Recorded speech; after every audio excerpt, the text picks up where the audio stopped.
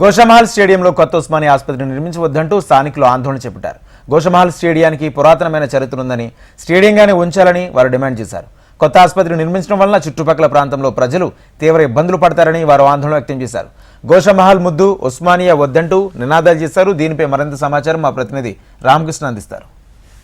గోషామహల్ స్టేడియంలో కొత్త ఉస్మానియా హాస్పిటల్ కట్టాలని ప్రభుత్వం నిర్ణయం తీసుకుని ఈరోజు ముఖ్యమంత్రి రేవంత్ రెడ్డి శంకుస్థాపన చేశారు.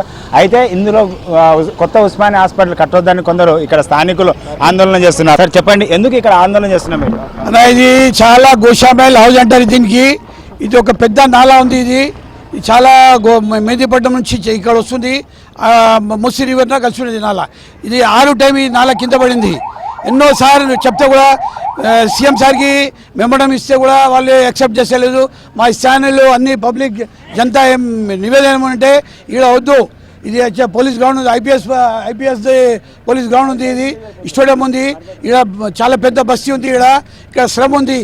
ఈ శ్రమ వాళ్ళు అందరూ అన్ని పబ్లిక్ ఏమో దీనికి విధంగా ఇది ఉస్మానియా వద్దు, గోషామహల్ గ్రౌండే కావాలి. ఈ ధార్మిక ప్రోగ్రామ్ ఇక్కడ ఉంటుంది, ఏదైనా ఉంటుంది.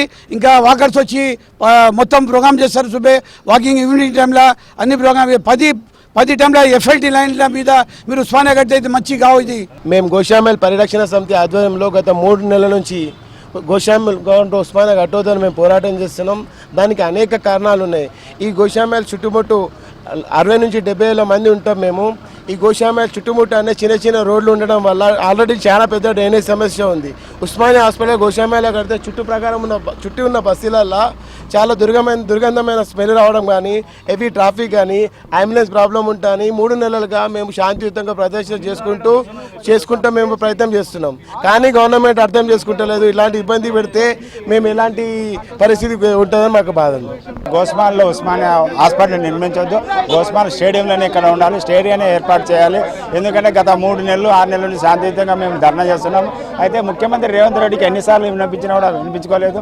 అయితే ఇక్కడ ప్రాబ్లం వస్తుంది, స్థానికులు ఎంతమంది ఇబ్బంది పాలవుతారు కాబట్టి వెంటనే దీన్ని ఆపు చేయాలని కూడా వాళ్ళ స్థానికులు ఆందోళన చేస్తున్నారు. కెమెరామెన్ గజేంద్రతో రామకృష్ణ, HMTV, హైదరాబాద్.